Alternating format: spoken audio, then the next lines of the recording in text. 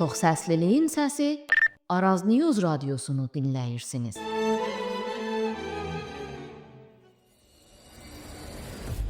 İnsan baskı altında yaşamağa sandığından daha tez alışar.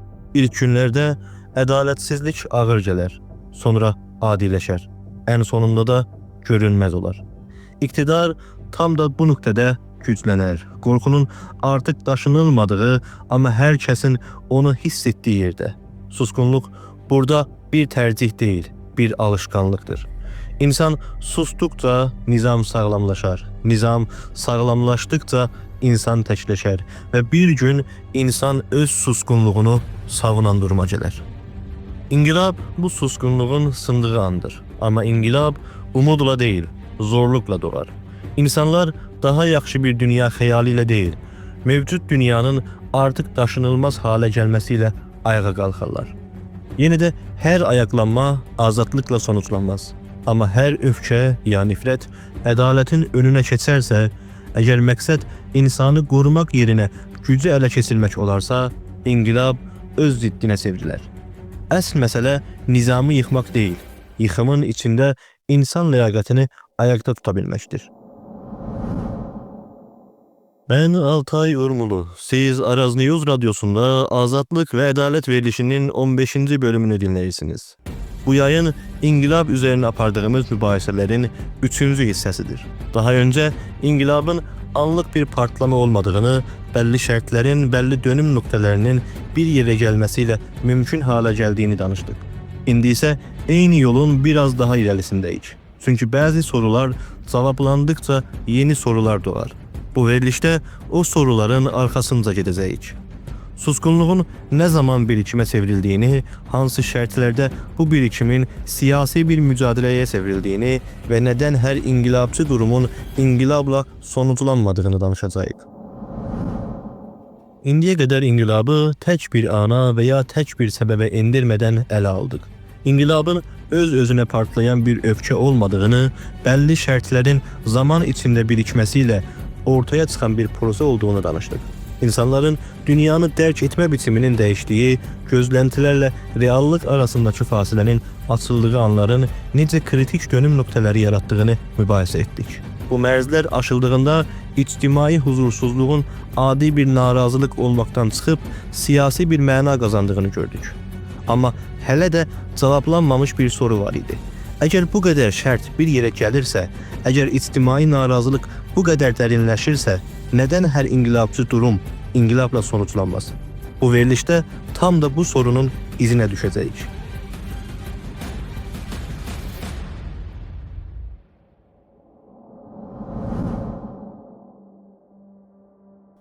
Hər ictimai böhran inqilab mənasını daşımaz. Hər öfkə veya hər nifrət, hər etiraz və hər sarsıntı da otomatik olarak inqilabçı bir proseye çevrilməz. Buna görə də öndə net bir ayrım etməmiz gerekir. İnqilabçı durum inqilabın özü değildir.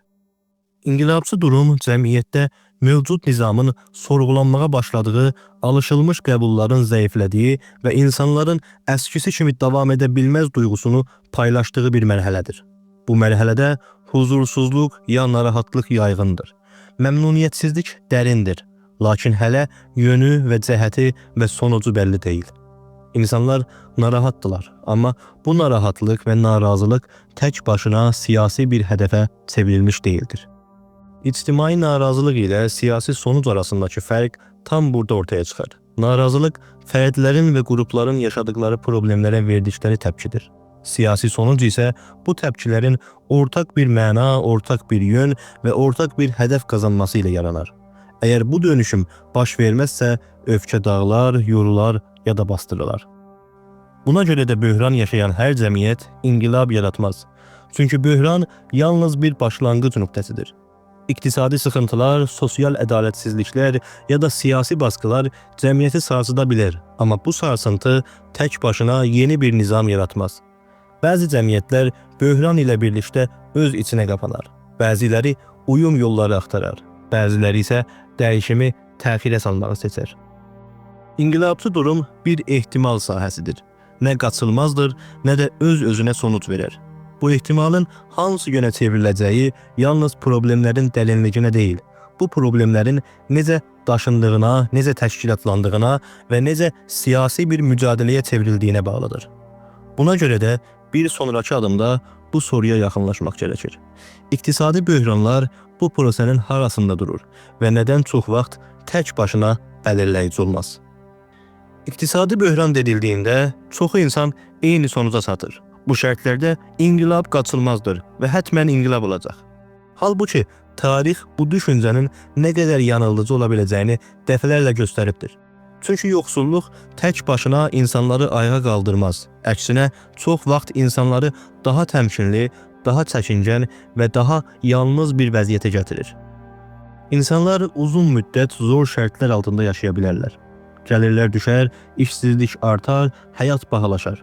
Amma bu durum hər zaman cəmi bir etiraza çevrilməz. Çünki böhran anlarında insanlar necə həyatda qalmağa çalışarlar. Risk almaqdan qaçınar, nizamla çatışmaq yerinə ona uyum sağlamağa çalışarlar.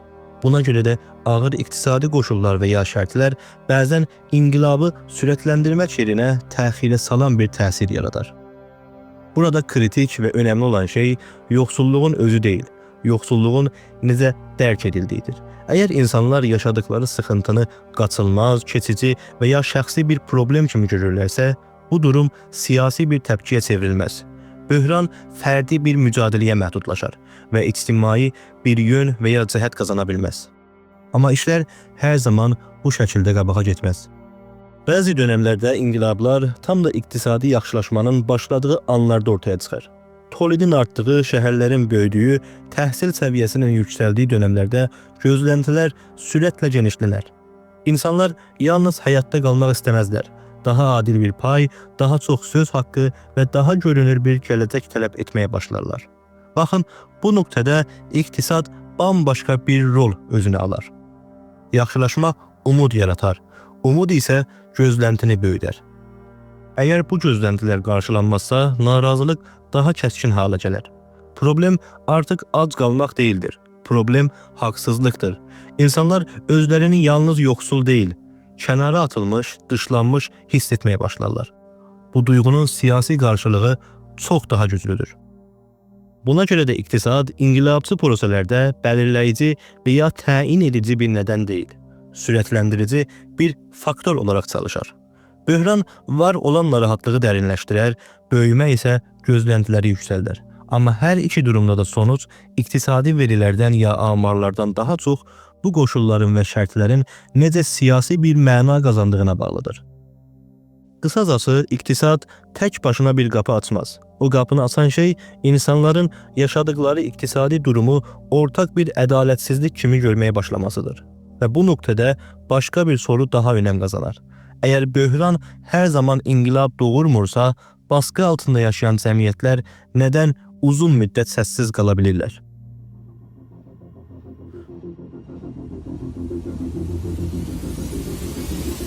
Susqunluq çox vaxt yanlış təbir olunar. Eşikdən baxıldığında susqun bir cəmiyyət nizamla barışıq kimi görünər. Xiyabanlar sakitdir, böyük etirazlar yoxdur, gündəlik həyat davam edir. Amma susqunluq hər zaman huzur mənasına gəlmir. Bəzən susqunluq danışılmayanların yığıldığı yerdir. Baskı altındakı cəmiyyətlərin hər zaman partlamamasının səbəbi də burada yatır.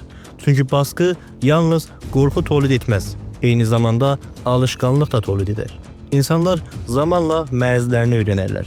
Harda danışılmayacağını, harda sus olacağını, nəyin riskli olduğunu bilirlər. Bu öyrənmə halı nizamın ən görünməz, amma ən təsirli gücüdür.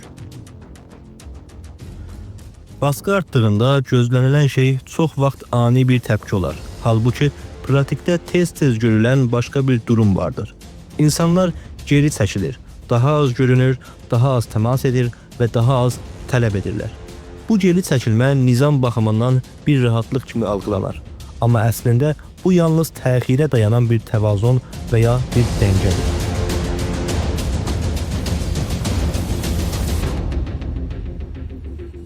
O zaman uzun müddət bastırılan cəmiyyətlər nədən gözləyirlər? Çünki hər kəs eyni anda bədəl ödəməyə hazır deyildir. İnsanlar yalnız qalmaqdan qorxurlar. İlk adımı atan olmaq çox vaxt ən ağır yükü daşımaq mənasına gəlir və daha çox həzinələr özü ilə gətirir. Buna görə də susqunluq fərdi bir qorxunun deyil, kollektiv və ya bir cəmi hesablayışın sonucudur. Burada dözüm qavramı işə düşər. Dözüm çox vaxt səbrlə dəyişik çalınar. Halbuki siyasi mənada dözüm qəbul etmək deyildir. Dözüm bir mərz çəkmək halıdır. İnsanlar bir nöqtəyə qədər dözər, uyum sağlar, idarə edərlər. Amma bu dayanma halı sonsuz deyildir. Dözüm yığılmalıdır. Hər gün biraz daha yüklənər və biraz daha çoxalar. Buna görə də baskı hər zaman partlama yaratmaz, amma hər zaman iz buraxar. O izlər insanların gündəlik həyatında, əlaqələrində, gözləntilərində görünən bir vəziyyət tapar. İnsanlar daha az inanar, daha az bağlanar, daha az umud edərlər. Eşikdən baxıldığında sakit görünən bir cəmiyyət içdən içə çözülməyə başlar. Susqunluq burada bir sonuc deyil, bir prosədir. Və bu prosə ya dözümün tükənməsi ilə, ya da yeni bir təvazunla sona çatar. Hansı yönə çevriləcəyini belirləyən və ya təyin edən şey də budur. Bu susqunluq ortaq bir dilə və ortaq bir hərəkətə dönüşə biləcəkmi, dönüşməyəcəkmi? Bu sual bizi bir sonraki mərhələyə aparır. Çünki susqunluq pozulduğunda ortaya çıxan şey hər zaman nizamlı və yönlü və ya cəhətli olmaz. Öfkə və ya nifrət vardır, kütlə vardır. Amma bunlar tək başına yetərli deyildir. Əsl təyin edici olan şey bu birikimin və bu yığılmanın necə hərəkətə gətirildiyidir. İctimai öfkə inqilabçı proseslərin ən görünən üzüdür. Kütlələr, şüarlar, etirazlar eşikdən baxıldığında dəyişim tam burada başlayırmış kimi görünər. Halbuki öfkə tək başına sonuç tolid etməz. Hətta çox vaxt doğru bir biçimdə yönləndirilmədiyində sürətlə dağılar. Kütlə və ya şəhvəndlərin öfkəsi ilə siyasi səfərbərlik və ya bəsic arasındakı fərq tam da burada ortaya çıxar. Öfkə anlıqdır, səfərbərlik isə sürəklilik istər. Öfkə insanların nəyə qarşı olduğunu göstərər. Səfərbərlik və ya bəsiz isə insanların nə üçün, necə və nə qədər sürə ilə hərəkətə keçəcəyini bəlli edər. Bu ikisi arasındakı fərq anlaşılmadığında ən güclü çıxışlar belə qısa sürədə təsirini itirər. İndi soruşa bilərsiniz, səfərbərlik və ya bəsic olmasa nədən sonuc alına bilməz? Bunun cavabı budur. Çünki siyasi dəyişim yalnız görünürlüklə deyil, davamlılıqla mümkündür. İnsanlar bir yerə gəldiyində deyil, bir yerdə qala bildiyində təsirli olurlar. Təşkilatlanma yoxdursa, kütlələr və vətəndaşlar yorular, risklər fərdiləşər, bədəllər tək-tək ödənər və bu da hərəkəti zəiflədər. Səfərbərlik qorxunun tamamilə aradan qalxdığı bir anı gözləməz. Əksinə, qorxunun var olduğu qoşullarda necə hərəkət ediləcəyini hesablar.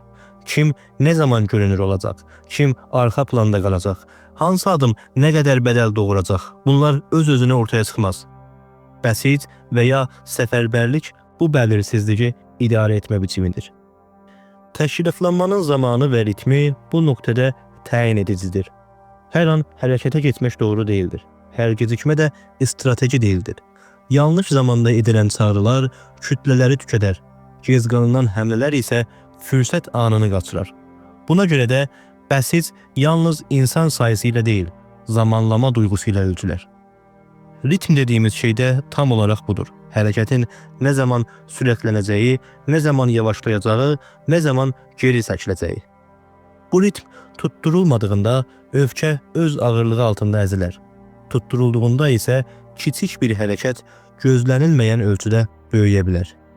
Buna görə də inqilabçı proselərdə əsl sual insanlar öfkəlimi deyildir.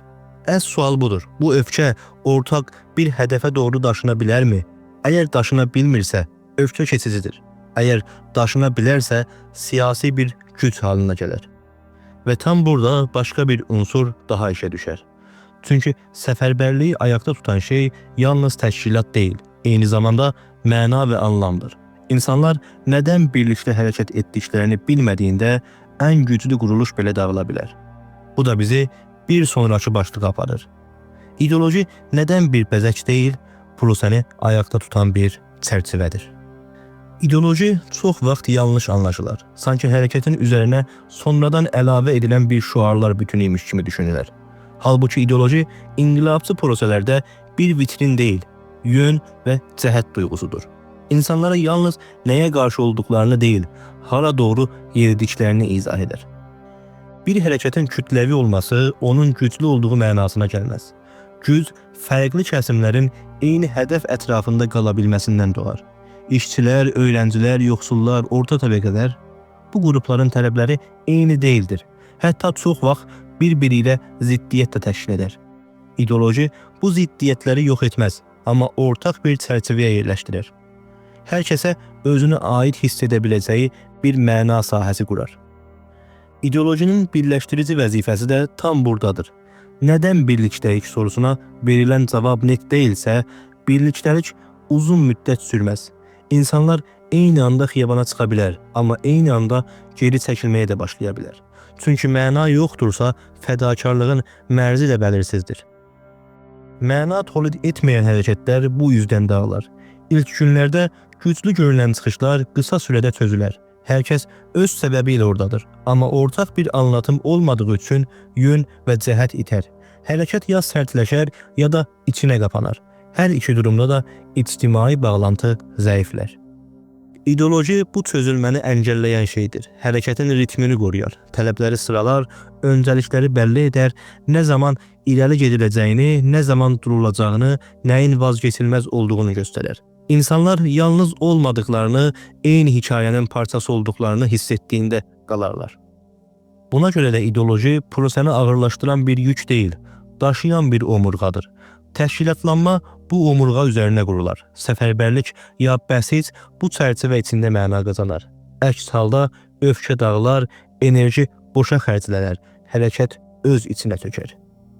Və burada kritik bir dönüm nöqtəsi vardır. İdeoloji nə qədər güclü olursa olsun, əgər qarşısındakı quruluş hələ də tək parçadırsa, dəyişim çətinləşər. Çünki bir nöqtədən sonra məsələ yalnız cəmiyyətdə deyil, dövlətin içində yaşanır. Baxın, bu da bizi bir sonraki başlığa aparır. İqtidar nədən bəzən ən güclü göründüyü anda sarsılar?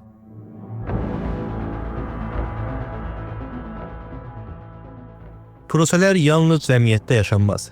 Təyin edici qırılmaların önəmli bir hissəsi dövlətin öz içində ortaya çıxar. Eşikdən baxıldığında güclü, nizamlı və kontrol altında görünən quruluşlar çox vaxt içəridə səssiz bir çözülmə yaşarlar. Dövlətin zor aracıları bu prosesin mərkəzindədir. Ordu, təhlükəsizlik və ya ittihat qüvvələri və idari sistem.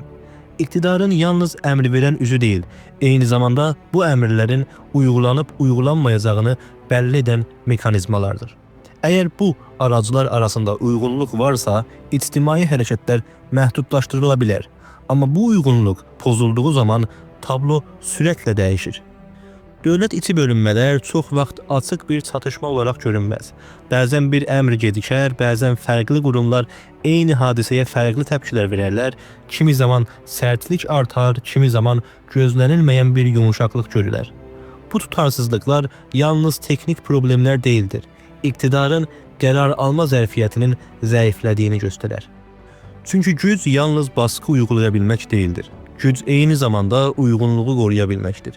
Əgər dövlət öz içində ortaq bir yön və ya cəhət duyğusunu itirirsə, eşiyə yansıtdığı sərtlik bir avantaja deyil, bir riskə dönüşər.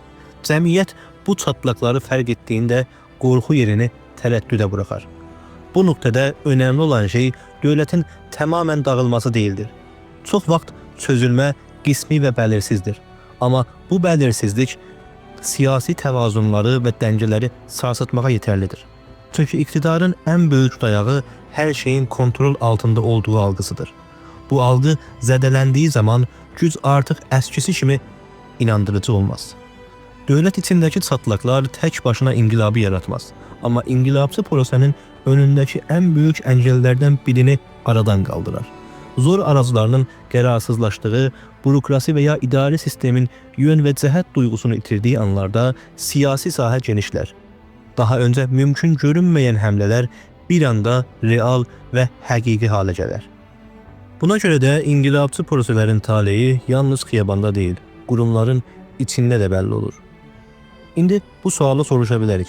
İqtidar bu çözülməni fərq etdiyi zaman nə işlər gülər? Baskını mı çoxaldar, yoxsa islahatı mı imtihan edər? İqtidarlar inqilabçı prosesləri yalnız baskı ilə idarə etməzlər. Çox vaxt baskının yanına islahatı da əlavə edərlər. Çünki islahat zaman qazandırır. Cəmiyyətə bir şeylər dəyişir duyğusunu verir və hərəkəti yavaşlatmağa hədəfləyir. Bu səbəbdən islahat iqtidarın əlindəki ən qarışıq araçlardan biridir.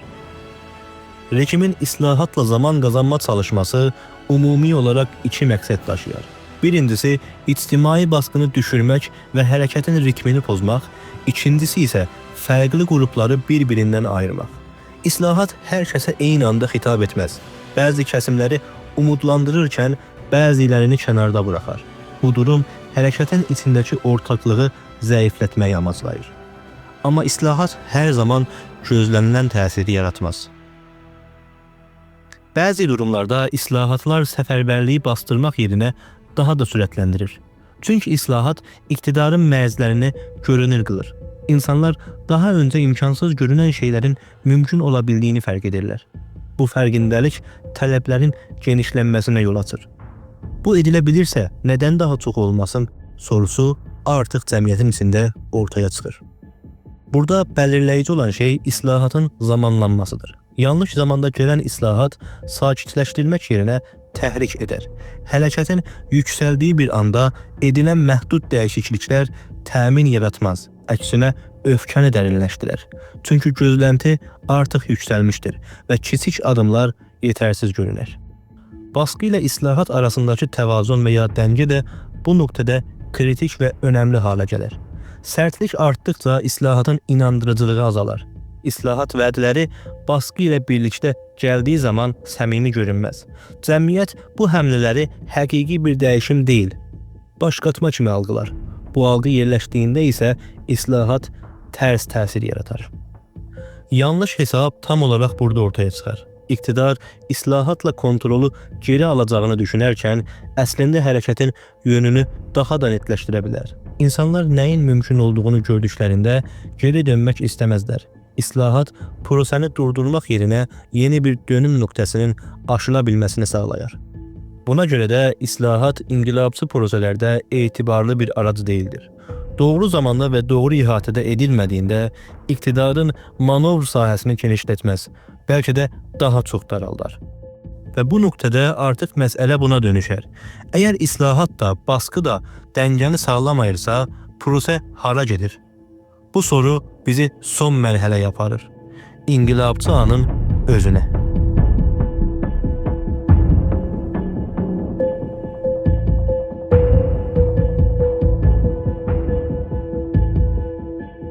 İnqilabçı an çox vaxt sanıldığı kimi uzun sürməz. Əksinə olduqca qıssadır. Günlər, həftələr, bəzən aylar. Amma hər durumda bu an keçicidir. Çünki inqilabçı an sürekli bir hal deyil. Təvazun itkisinin yaşandığı bir ara dönəmdir. Əski nizam tam olaraq ayaqda deyildir. Yeni nizam isə hələ qurulmamışdır. Bu bəlirsizlik inqilabçı anın ən ayrıcı özəlliyidir. İnsanlar eyni anda həm umudludurlar, həm də tədirgin. Bir yandan dəyişimin mümkün olduğunu hiss edirlər, digər yandan bu dəyişimin bədəlindən qorxurlar. Xiyabanda coşku vardır, evlərdə qayğı. Cəsarət ilə tərəddüd yan-yana durur. Buna görə də inqilabçı an nitlik deyil, iklim və ya doqanəgi tolid edər. Umud və qorxunun birlikdə yaşanması prosesin yönünü bəlli edir. Əgər umud ağır basarsa, insanlar risk almağa davam edərlər. Əgər qorxu önə keçərsə, geri çəkilmə başlar. Bu təvazun çox həssasdır. Kiçik bir gəlişmə prosesini sürətləndirə bilər, kiçik bir xəta isə hər şeyi durdura bilər. İnqilabçı anın kövrəkliyi və zəifliyi tam da buradan gəlir. İndi bu sualı soruşa bilərsiniz. İnqilabçı an nədən qaçırıldığı zaman geri gəlməz? Çünki inqilabçı an yalnız qoşulların və şərtlərin deyil, zamanın da əsəridir. Cəmiyyət eyni duyğunu iki dəfə eyni sıxlıqda yaşamaz. İlk qırılma yaşandıktan sonra insanlar təcrübə qazanar, riskləri öyrənər, bədəlləri görərlər. Geri çəkilmə başladığında isə umud yerini təmkinliliyə buraxar. Eyni çağrı, eyni təsiri yaratmaz.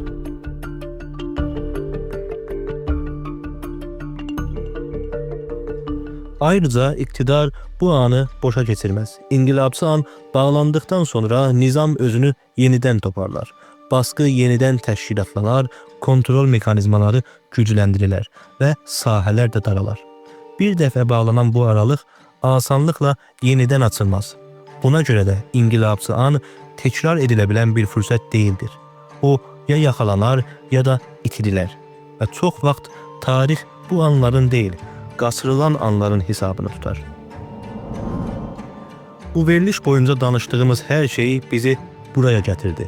Qoşullar və ya şərtlər, susqunluq, öfkə və ya nifrət, səfərbərlik və ya bəsiz, ideoloji, dövlət içi dəngələr və islahatlar hamısı bu qısa və bəlirsiz ana doğru axar. Çünki inqilab dediyimiz şey ən sonunda bir anda yoğunlaşar və o an keçdiyi zaman geriyə yalnız bu sual qalar. Millət və cəmiyyət o an və o dəqiqə nə iş gördü? İnqilab və ya devrim dediyimiz şey təqvimdə işarə olunan bir gün deyildir. Nə elan edilər, nə də gəldiyini xəbər verir. Çox vaxt yaşanarkən adı qoyulmaz, ancaq geridə qaldığında anlaşılar. Bugün ətrafımıza baxdığımızda böhranları, susqunluqları, bastırılmış öfkələri və nifrətləri gördüyümüz çox çətin deyil. Amma əsl məsələ bunların hansı nöqtədə durduğudur? Hələ birikimmi, yoxsa artıq yön və cəhət axtarışıdırmı? Bəzi cəmiyyətlər uzun müddət gözləyərlər. Bəziləri isə gözlədiyini belə fərq etmədən dönüm nöqtəsindən keçərlər. Eyni şərtlər fərqli sonuçlar tolid edər. Çünki bəlirləyici olan şey sadəcə yaşananlar deyil, o yaşananlara kimlərin necə və hansı anda qarşılıq verdiyidir. Buna görə də bugün geriyə net bir cavab deyil, səssiz amma ağır bir sual qalır. Bugün yaşadıklarımız bir inqilabçı durumun öncəsinə mi aiddir, yoxsa çoxdan onun içindəyik biz? Albert Camus baş qaldıran insan əsərində bunu xatırladır. İnsan yalnız əzildiyi üçün deyil, artıq əzilməni qəbul edə bilmədiyi üçün baş qaldırır. Bəzən inqilab bir şüarla deyil, içərdə kimsə eşitmədən verilən bu qərarla başlar. Bir sonraki bölümdə tam da bu nöqtəyə yaxınlaşacağıq. İnqilabdan sonra nə olur? Güc necə əl dəyişdirir? Kimlər tutur, kimlər itirir? Və nədən bəzi inqilablar öz evladlarını yeyir? Dəyərli dinləyicilər, bugünkü Azadlıq və Ədalət proqramımızın da sonuna gəldik. Bir sonraki verilişimizdə bir arada olmamız diləyilə əsən qalın.